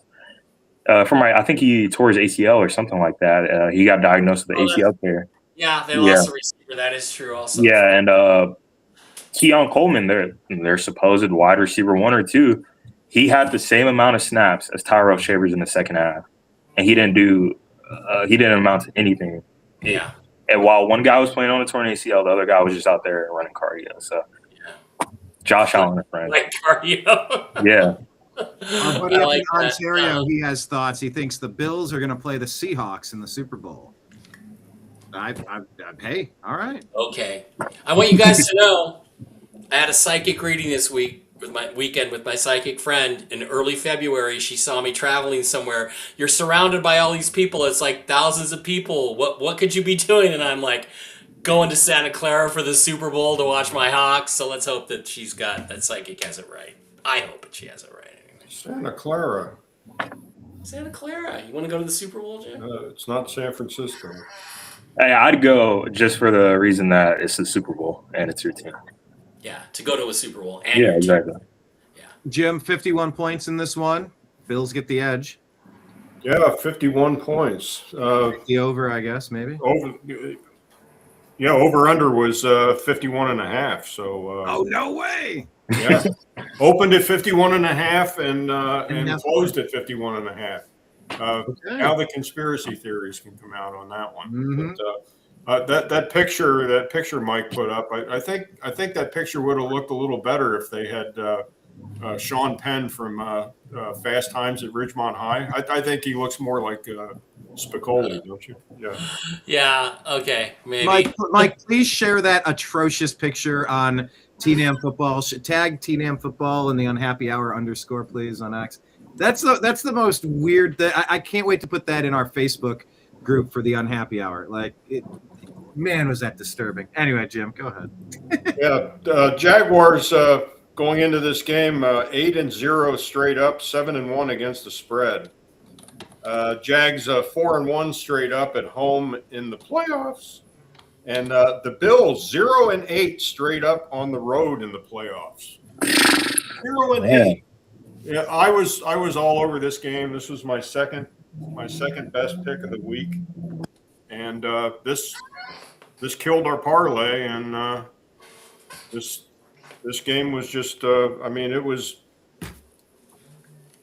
just a miserable loss by the Jags. It was the desired result for me as a Browns fan. I just wanted the Jaguars. I hate them in the playoffs. Jaguars 7-1 against the spread as a home dog. And no one could figure out why they were a point and a half dog all week, and the number really didn't move. I mean, the number opened at 1.5 and it closed at 1.5. So there was that's usually an indicator that there was even money on both sides of this game. So these guys in Vegas are pretty smart about betting sports, Jim, and I got a feeling they knew something about injury or something that we never heard about that made them favor the Bills. Very smart. You're right. It made no sense. Very smart about sports. See the over/under in the game. Yeah. Yeah. Good, is he? Yeah, I was gonna say completely off topic. My sophomore year of high school, my math teacher, she one of the best teachers I've ever had. They were gonna offer like a analytics and statistics class for my junior year, and I signed up for it. I got the thing, but unfortunately, she went to a new school. But one of the questions I asked, I was like, "Hey, this sport, because UCLA, they were gonna have some students who were studying math come and help and teach that class." And I was like, "Hey, does this correlate to sports betting?" And they were like, "Yeah, a lot of people that I know, they use what they learn in math and what they're teaching in the class I was telling you to help them get an edge on sports." So my junior year in high school, I voted for Richard Nixon. Wow. Even I am not old enough to have voted for Nixon. Yeah, wow. First president I got to vote for, Richard Nixon. Wow. Yeah. Well, perhaps unfairly maligned by history. You were in good company. That was the election where the Manhattan socialite was heard to say after the election, "I can't believe Nixon won. Everyone I know voted for McGovern." Yeah. Yeah. That's because you live in Manhattan. Okay. Yeah, that was a hell of a choice between George McGovern and Richard Nixon. Yeah, it was an interesting choice. Well, we had to make a choice in this one. That's our last game. Chargers, went out with a whimper. But this game was close too. It was 9-3 most of the game. They got one late touchdown, I think. From watching, they got their touchdown in the fourth quarter. Patriots advance. What did we learn here, Mike? Neither team's very good, really. And Justin Herbert is never going to win a Super Bowl. He's never going to win. Don't tell me that, man. He's not good enough when the pressure's on. And you can rip Lamar, you can rip these other guys all you want. He just 19 of 31, 159 yards, no touchdowns, no interceptions in a game against a team that's good but not that great. We need this smash zoom right now. Mike, look directly into the camera and say what you're saying. Justin Herbert will never win a Super Bowl. I have spoken it into reality. I have used conscious creation and my influence over the universe to vibrate that out into the hyperdimensional ether. I just added it to the stats, Mike. You know me. Straight up. Is that against the spread? Against the spread or straight up? Straight up. All right. I added it to the stats. You know me. I love Russ. Russ is my guy. Russ is probably finished. Let's be blunt. You could have put torn hamstring Russell Wilson out there. And he would have done better than Justin. No. He would have that field. He would have hit guys. They would have scored some points. I do not agree. But this is some of the worst quarterbacking I have ever seen. And I've never seen Russ play that bad ever. Well, maybe You know where the offense is built, Mike? The offensive line. The trenches. All great teams are built up the middle. I think that center, guard, middle linebacker, defensive tackles, safeties, quarterback, running back. That's the spine. Yep. And I want to put this out there. The image is floating around. I wish I could share it, but I'm on my phone. But the pregame rankings were like, Ez'Ryel Robinson, Florida, whatever. They say the name, the Keem Pilskett. There are two offensive linemen, offensive tackle Rashawn Slater and Joe Alt. Respectively, one of them was an All-Pro his rookie year. The other one's a Pro Bowler.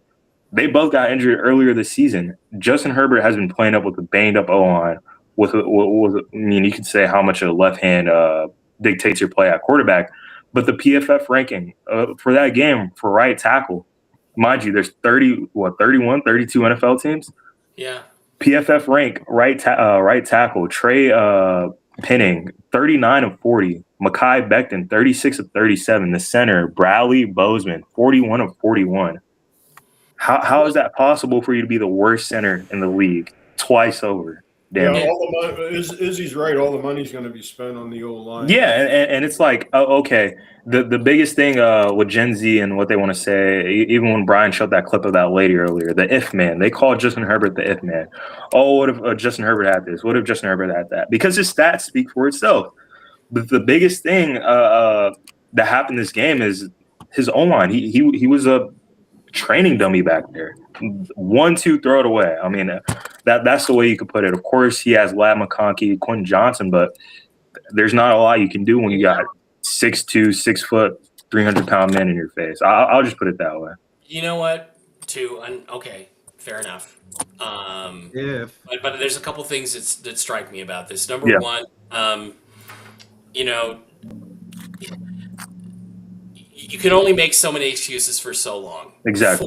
Four appearances is a trend curve. And the past playoffs, I agree. Yeah, you didn't cut, and there were many plays where he could have done something with the ball and didn't do it because he's panicking out there. And it may happen to my quarterback. Sam Darnold may have a meltdown on Saturday or in the next 2 or 3 weeks. It's possible, but Justin Herbert has just never been able to do it. And there's always an excuse, and the excuse honestly has been different every year. Yeah, that's why they call him the if man. And there are guys in this league. Do you remember? Matthew Stafford has elevated himself, but you know what his nickname was? in Detroit? What? Matthew Pad your Statsford. Stafford. Pad your Statsford. Nobody in Detroit missed him when they traded him. And he's a lot better player than Justin Herbert.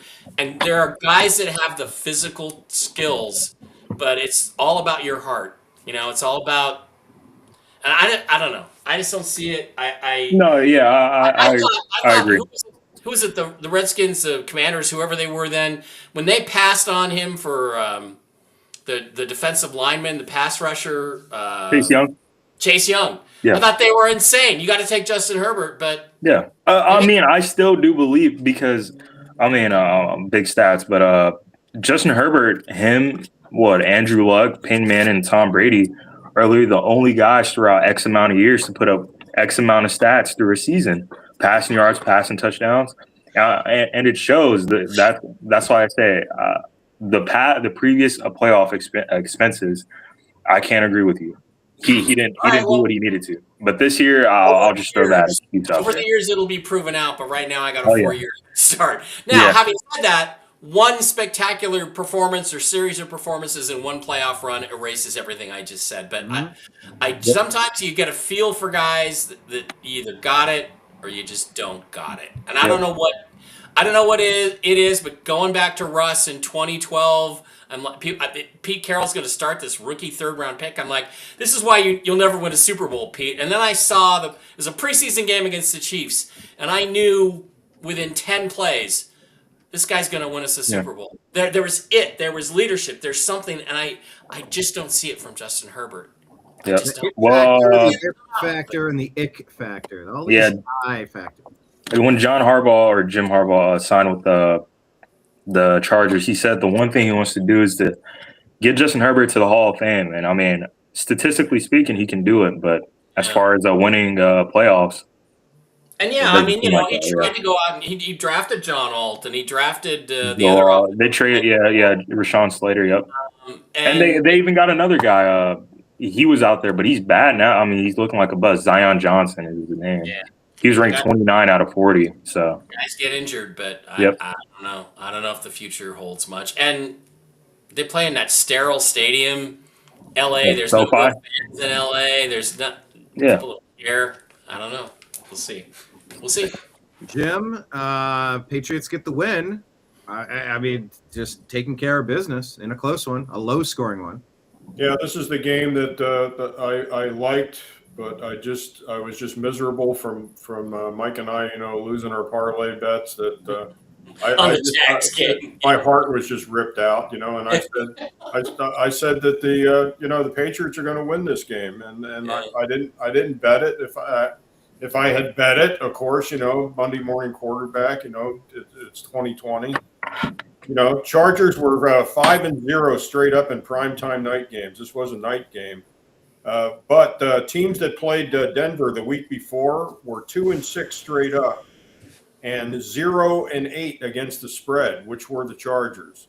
They had played Denver the week before, but Mike brought up a good point that, Harbaugh had rested, most of the A players in this game. That, Herbert didn't, Bara didn't play in this game and against Denver.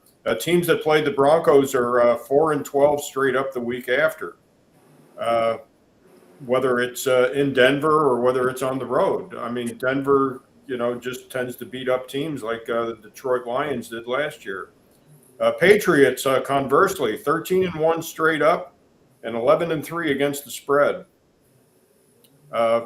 Quarterbacks, first time in the playoffs, 1937-1. Straight up, which was Drake May because the Patriots were not in the playoffs last year. Don't talk about playoffs. You kidding me? Playoffs? Straight up. I just hope we can win a game. Well, they did. They got one. Yeah, and I don't think Mike said the Patriots aren't that good. I would not be surprised if they handled the Texans. Yeah. I think it's going to be miserably cold in Foxborough this week. I got it here. It's a Sunday game. It's the early Sunday game. 34 degrees. So, Texans are going back and forth, from cold game to cold game. Good luck. Based on what I saw last week, I don't expect, the other night, I don't expect the Texans to win against New England at all. No. Well, all I gotta say is the AFC teams are, in my opinion, I don't want to see them winning the Super Bowl this year. Buffalo. I want Buffalo to. Obviously, I'm rooting for your Seahawks because why not? But Buffalo. They've been so close as a franchise. That fan base has been. The blue balls were invented to define Buffalo. Getting that close that many times and not getting a championship is just unfair. It's something, Brian. It's something called BTA. I think understand what that stands for. Belt to ass is what that stands for, and that's what the Cowboys did to the Bills. Of course, I wasn't born yet. I never watched it, but I mean, that's what happened. Let me tell you, I did watch it, and it was hilarious. Yeah. So to put it that way, me personally, I hope the Rams win the LA. All right. Well, why don't we pivot to our picks this week? Yeah, Jim. Well, I want to say one thing, guys. On the NFL Game Picker, they don't have the playoff games loaded for the next week. It's they don't. Why? There's something screwed up. So we're not going to be able to make our picks today. We'll have to make them and then email them to each other or something. And email. Talk about email. Snail mail. We'll have to do that when they come up, but they're not loaded yet. I checked during the whole that's show. weird. Yes, it's all to be determined. Right. What we can do, we could also make our picks verbally when Jim gets done giving his information. Okay. So, Yeah, Michael give us his picks Sunday evening. Mike, he's a genius. Let's get the picks pulled up here off Mike Bara and Jigba. Follow him at seahawkboymikeb and Mike Bara 333. It almost works. Cuts off the side. All right, Jim, walk us through what we know, what the trends are in these games. Let's see. Let me pull it up. The right screen size to make. Let me pull it up on my side here. Okay. We're starting with Bills and Broncos. Bills are favorite. Bills are giving a point to the Broncos at home. Yeah. Whoa. Yeah, the Bills opened as a 1 point favorite in this game. It is in Denver. Game time temperature in Denver will be 49 degrees and sunny. So it's going to be not miserable cold, just the altitude is going to be a factor in this game. The Bills are 21-17 against the spread. They are 16-8 straight up versus playoff teams. The Bills are 1-8 straight up on the road in the playoffs. Of course, they were 0-8 last week. Broncos are 7-10 against the spread this year. They are 13-1 straight up at home. Bo Nix is 11-6 against the spread at home. He is 14-3 straight up at home. And the Broncos are 5-7 against the spread as a dog of 4 or fewer points. Wow. So there's a lot to unpack there. There's a lot of 50-50 stuff. Probably the most glaring stat is the straight up at home stat, the 13-1. That is strong. Yeah, my gut instinct says Broncos plus a point. And the one team that beat them right is the Jaguars, which is who the Bills just defeated. Oh yeah, I something's wrong with Josh Allen. Something is wrong with his throwing motion. Something is right. He's pitching and he can't pull the trigger. The throwing motion is off to get to medium range throws. He's fighting, but he's not the normal Josh Allen. I don't know. I just got a hunch. I like the Broncos on this one. Well, if you're the remember when I said a few weeks ago, look, if you're going to give me the Seahawks and points, I'm taking it every week and I'm going to take it to the bank. Same thing applies here. If you're going to give me the Broncos on a point, I'm going to take it. Yep. And or I could just go. I guess I could just play money line. It's basically the same thing with 1 point. Having said that, I think the Bills have a chance, but with that receiver injured, who knows? But the thing we don't know is Bo Nix. We do not know how he handles the big stage. We're about to find out. Last year they got crushed 31-7 in the playoffs by, wait for it, the Buffalo Bills. Ooh. All right. 31 to 7. If you like the game, that's the play, Mike. Is the money line on the Broncos? I mean, you're giving up a point, but you're going to get a much better price, right? Especially if you parlay this game. So, looking at that one, I mean, straight up, I'm going to pick the Broncos, but I think the Bills have a better chance than people think. We'll see. Right. We shall see. You don't know what Bo Nix is going to be in the playoffs yet. I like the Broncos in this game. Yeah, me too. All right. So, but I want to establish, though, that I am picking the Broncos. Okay. Okay. Oh, okay. A little bit of contrarian. Just some additional points, but you will take All right. Text me your betting slip, Mike. All right. 49ers at Seahawks. Seahawks giving 7. Yeah, this game opened at 7.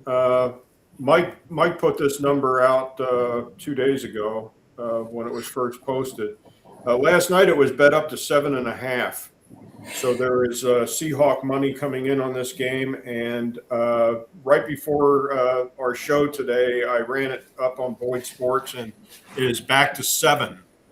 So there is even money going back and forth between Santa Clara and Seattle in this game. Game time temperature Saturday, 51 degrees and sunny in Seattle. 49ers are 2-5 against the spread as a road dog this year. They are 4-1 straight up versus the Seahawks in Seattle for the last 5 games. The 49ers are 6-5 straight up overall versus the Seahawks the last 11. Underdogs at 8 points or more. If this happens, if it goes to 8, are 1-16 straight off in the playoffs. So that would make Seattle a strong money line bet if it does go to 8. Seahawks are 6-11 against the spread at home. Sandy Darnold, Sam Clemente is 13-0 straight up as a favorite of 6 points or more. Wow. Strong number. Yep. Mm-hmm. Yeah. Favorites of 4 points or more are 101, 38-1 straight up. Wow. That's this year? That's yes, that's this year. Yeah. Home favorites of plus 7 points or more are 6-14 against the spread in primetime night games. So this game is kicking off at 1700 hours specific time, which would be 5 o'clock for you civilians. Yep. Of course, Izzy knew what 1700 hours was. Yes. Yep. And the pizza and now he knows what shit on a shingle is. Yes. Yes. And the pizza will be ready at what time in the Casa de Mitchell on Saturday? Oh, holy Christ. I didn't even think of that. With pineapple. Yeah, I'll have to clear that with a kitchen winch. There you go. Well, look, I like the Seahawks in this game. 7 points is too much against a good 49ers team. And we just played them 2 weeks ago. We had played them now 2 weeks in a row. That almost never happens. Jim, that's the thing to go look at is when teams have played the same team back-to-back, final game of the season in playoffs, what's the record for the home team? What's the record in those games? That'd be an interesting thing to look up. I don't know how we're even going to do that. But, nothing should be different. The 49ers have a couple of defensive players coming back. It wasn't their defense that was the problem. They held down the Seahawks pretty well. If Mike McDonald had coached better, and if the fucking kicker hadn't missed 2 makeable field goals, it would have been 22-3. I don't see that a lot's going to change. Having said that, no game against the same team in the same year is ever the same. So you can't say, oh, well, because they just completely dominated them in 13-3 2 weeks ago, they're going to do it again next week. I don't think that's going to be it's going to happen. I think it's going to be different. But I think the Seahawks, if the spread was 4 or 4.5, I'd look at the spread because I think it's going to be like 20-13 or 20-16 or something like that for Seattle. I think the 49ers do a little better than they did the previous meeting, but I still think in the end, unless they melt down, the Seahawks are stronger. So that's all I got to say about this game. Yeah, unless there's a lot of injuries on the Santa Clara side, and of course we know Kittle's probably not going to play. I don't even know if he would be a factor in this game. Oh no, Brittle is out for probably his career. One thing I do want to say that I just found out for the Bills game. There's 3 receivers that are starting: Khalil Shakir, Brandon Cooks, and Keon Coleman. And their second core: Curtis Samuel, IR; Joshua Palmer, IR; Tyrell Shavers is out, and Gabe Davis is on IR. So they have 3 active wide receivers for Sunday's or Saturday's game. That is that is a thin roster. Yeah, thin. That's thin, man. Take that what you want. I'll take that. Oh, and one more thing too. I wish I could show it on X. I'll probably ask you guys or share it. There's this like little girl. She's like 6, 7 years old, and they had like her parents made her do an NFL game picker where she chose the teams, and it was funny. She kept choosing. She went 0 for 6 for the week, and she's getting bashed on X for it. It's pretty funny. It's because she listens to this show. Yeah. Yeah, come on, you stupid little girl. Listen to this show. You would have had it all right. Yeah. No. That's why she had it wrong. Especially last week. All right. What is the next what one? are your thoughts? I mean, Izzy Jim, do you think? Oh, for this game? In a like when 2 boxers fight each other, right? Yep. Fight is usually the same. To me, this is like Ali Frazier 3, right? And they've had 2 fights. Frazier won one that he probably shouldn't have won, and Ali won one that was pretty. I just think the same thing's going to happen again. Ultimately, that they're just, physically the Seahawks are just better. The thriller in Manila. The thriller in Manila. Yeah, the biggest thing is limited CMC. If you can do that, then the game is in the Seahawks' hands. I'll just put it like that. Yeah, I mean. It's all a question of how many points can the 49ers score. So if the Seahawks, and again, it'll be how does it start? I mean, last game 2 weeks ago, less than 2 weeks ago, it was total dominance on this defensive side of the ball by the Seahawks from the beginning, from the first 3 and out. If they don't do that, if they let the 49ers march down on their 15 scripted plays and score a touchdown, we got a new ball game. But if that is the same thing that happens in the first round, then I think the game plays out pretty much the same, unless something really weird happens, like officiating. And by the way, the ref that we're getting is not a ref I really like very much. Not very favorable to the Seahawks from my perspective, but we'll see. If this number moves to 8, Mike, it would be a strictly money line bet on the Seahawks. Oh, I feel like it's a money line bet at 7. Yeah. I mean, it's a big number in the playoffs. It's not only playoffs, it's a division game. Yeah. Call it what you want. It's a division game. They are very familiar with each other, and the 49ers just have an outstanding record against the Seahawks the last 5 years. Yeah. And a lot of that's Pete and Gino. So, Pete and Gino. Yeah. Fred Warner, Nick Bosa, too. Oh, and unfortunately, I have to put this out there, knock on wood, but if the 49ers do beat Seattle, then Fred Warner could make a return for the NFC Championship. Yeah, I've been going around Twitter and people are, if the 49ers win, Fred Warner can play next week. And I said, so what you're saying is his season's over on Twitter. Is Trent Williams out? Nope. He's healthy. He'll play. Yep, he's healthy. And that'll make somewhat of a difference from 2 weeks ago. Somewhat. Yeah, well, he played last week, didn't he? Yeah. I don't know how much a 36-year-old left tackle can make. Well, he is a difference statistically. Yeah, huge one. In a lot of these games, it comes down to mental preparation, not making stupid mistakes. Those are the things that veterans, even if they're a little older and a little slower, that's where that stuff matters. It'll maybe not show up in the box score, but Okay, so my apologies. Trent Brown is only 32, apparently. So yeah, don't age him, bro. Don't age him, bro.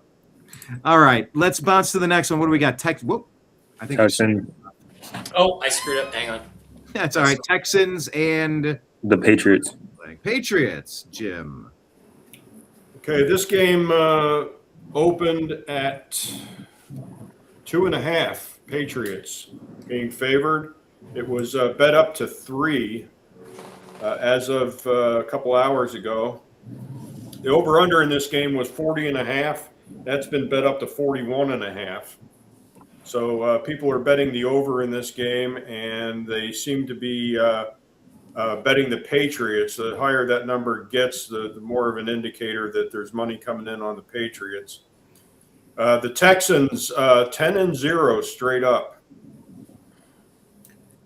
Texans are 6-5 straight up and against the spread versus teams with winning records. Does that mean they're on a 10-game winning streak? I went back, Mike. I went back and checked that the other night. That number is correct. Wow, I didn't know that. I think they had an early bye in the season. Wow. And ever since then, they have been on a roll. Teams that played Monday Night Football are 18-17 straight up, and 15-19-1 against the spread the week after. Not a real outstanding number. Mike asked me mid-season to start keeping track of the Monday Night Football record, but that's what it is so far this year, and that has to do with both teams playing on Monday night, which the Texans and the Steelers did last week. Patriots, strong number here, 14-1 straight up, 12-3 against the spread.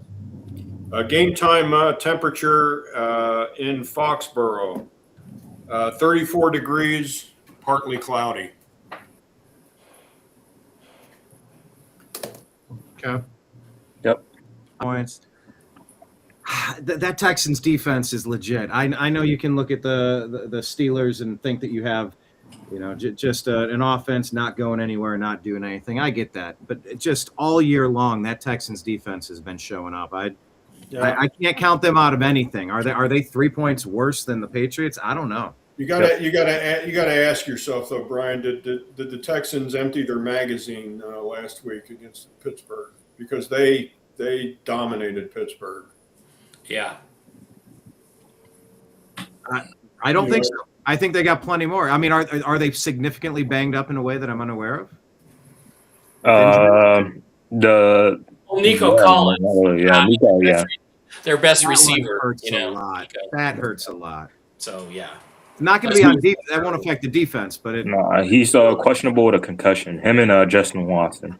Yeah, that's right. We did cover that. And, if Dr. David Chow knows his shit about anything, then he's not playing, if he knows what he's talking about. Oh, and same thing, too, with Christian Gonzalez. He's questionable with a concussion as well for the Patriots. He's a really top 5 corner back in the league. So. And he's questionable as well. Okay. Yeah. All right. Yeah, I'm tempted to lean toward Texans on this one. In the playoffs, though, questionable means 90% of the time they're going to play. Okay. Yeah. 90% of the time in the what, Jim? In the playoffs. Go ahead, Brian. Playoffs? Don't talk about playoffs. You kidding me? Playoffs? I just hope we can win a game. I just hope the Browns and the Cowboys can maybe make the playoffs sometime in my lifetime. Okay, I'm not uploading that video again, so we're done with that. We're done with that. Okay. What is it? We got Rams, Bears. Rams giving, what is that, 3.5? Yep. I like those 3.5. Yeah, this is the last game on the slate this week.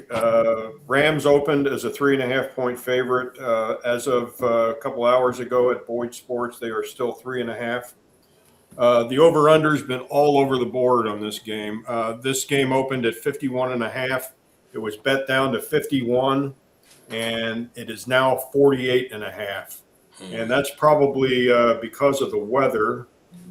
And the weather in Chicago at technically that might be a night game for Chicago because it's 3:30 p.m. specific time. Saying On 18 Sunday, degrees. 14 degrees. Yeah, come around there. And mostly cloudy. 14 degrees, Matthew Stafford.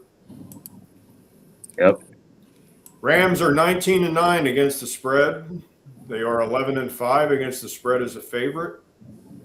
The Rams are 9-3 against the spread as a road favorite. They are 11-4 against the spread on the road. If it snows, which that's a possibility because today is Tuesday and we still have 5 more days. There's no pregame for the Packers, Bears. Mike's vapor trails are going to be going over Chicago, and we'll see if chemtrails. Let's get that chem spraying up there so we can get some snow. Yeah, Matthew is 2-11 straight up in the snow. If that happens, that's why we got the big question marks there. Stafford is 19-4 straight up in December and January. The Rams are 9-4 straight up in the playoffs. Favorites of 4 points or more, if this goes up another half point, are 101, 38-1 straight up. The Bears are 12-4 straight up, and they are 7-1 straight up at home. Okay. Flip a coin, boys. If it snows, I'm all over Chicago in this game. I'm sort of on Chicago anyway. You're not supposed to go against the Rams. I get it. They're good. They're well coached. They've been there. Bears feel like a bit of a season of destiny. I don't know. Something special about them. Yeah, I was going to say a big thing. The Panthers struggle covering the middle versus the Rams, which led Puka to rack up 100 receiving yards. But T.J. Edwards, their star linebacker, is on IR from last game with an ankle injury. So just keep that in mind. He's a difference maker out there. So, all right. Yeah, on the 3-team parlay, this would be an excellent hedge game where you could get your money back if you like the Bears, and you lock up your first 2 games. You can come over the top and take the Rams on the money line. Well, I'm taking the Rams. I'm taking the Rams this game. Yeah. I'm gonna go Bears. Sorry, I'm getting the Toxically Masculine Tuesday link out. Give me just 2 seconds, and I'll get it to my guys. Okay. All right. Bears are going to win the game. Bad weather on the road in Chicago. They're going to win the game. Caleb Williams, they're going to win the game. I don't care. Yep. I'm betting. So my picks are Broncos money line. This is not my ticket, but I think the Broncos, Seahawks, Patriots, and Bears win. I think I'm betting Broncos money line. I'm betting Seahawks money line, and I'm betting Bears and taking the points. And I think the weather is going to create the upset in Chicago, and the never quit attitude. That's what I think is going to happen. I think if you like this game right now, I think you should strike while the iron's hot because I can see this game going to 3. Mm-hmm. That half point is very important in a field goal game. Well, then I need to skip my news show and go straight to the casino and take care of that business. Yeah. Just tell Steve Doran you're going to be late. Let him run it. So, I don't know. I think the Bears are playing well. I think they have a lot of confidence. I think they have a great coach. I think this is an upset because I think, Matthew Stafford, the rain and the snow we know about, but the cold weather, it's still going to affect things. He's got that hand injury. He hurt himself. That's going to stiffen up in the cold. I just feel like he's not going to be quite himself. It's not like the Bears have a great defense. They have a good one.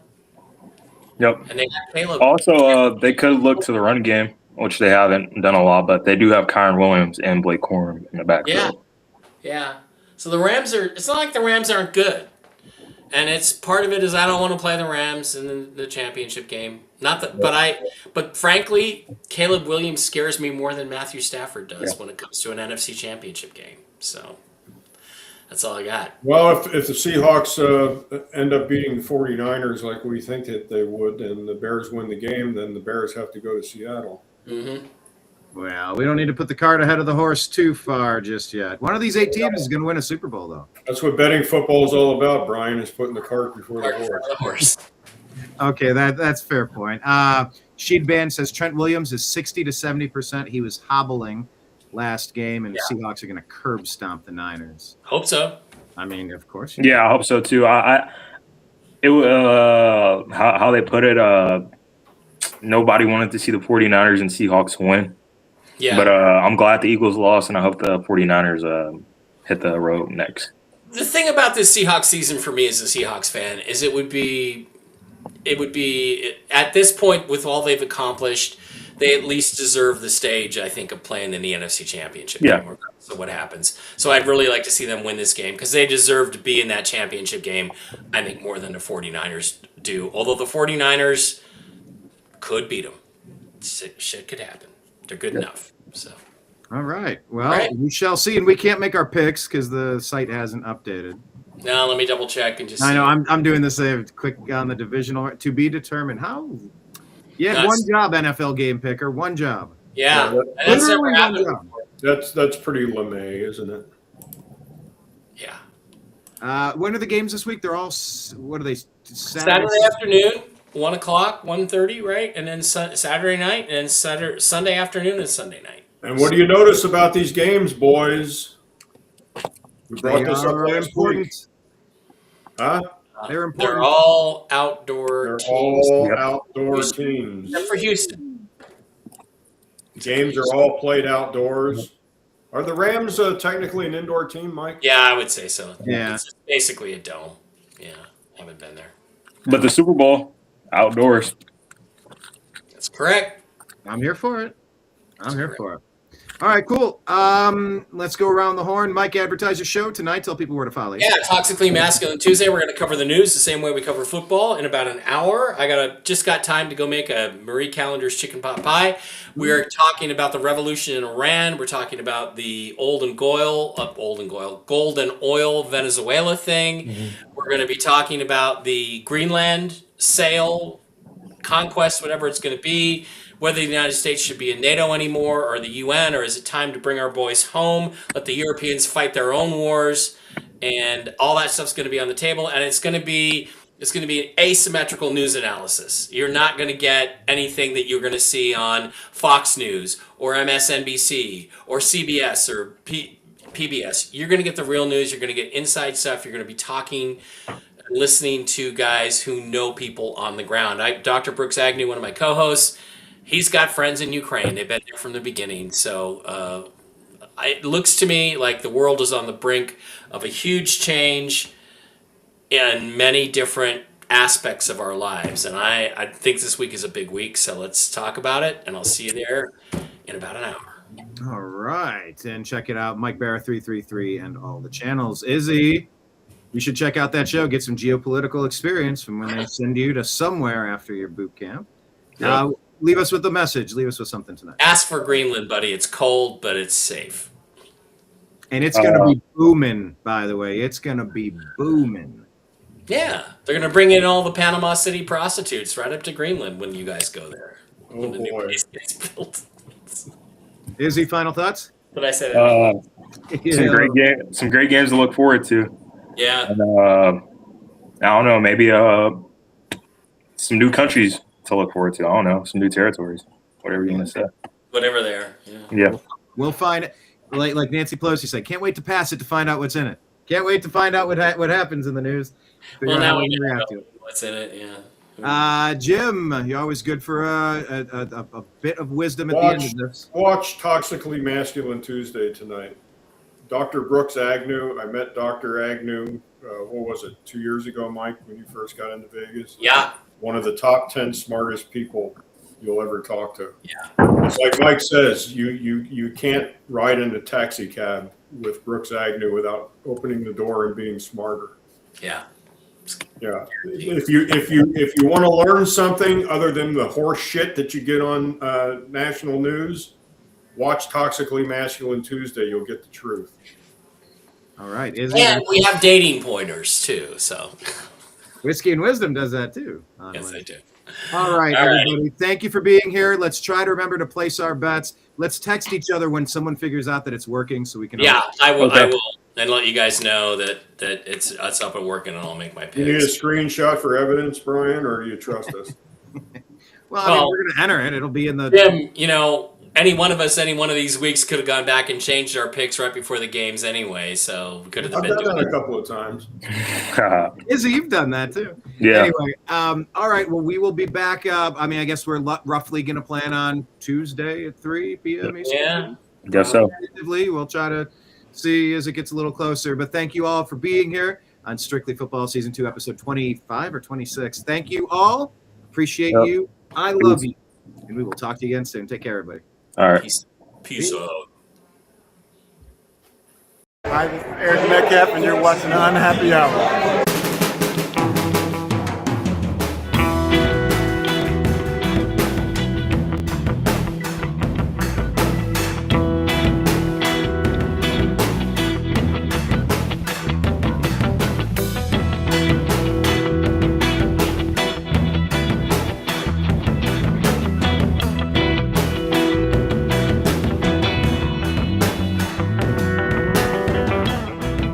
New American Media is proud to present a division of the Unhappy Hour sports show, Strictly Football.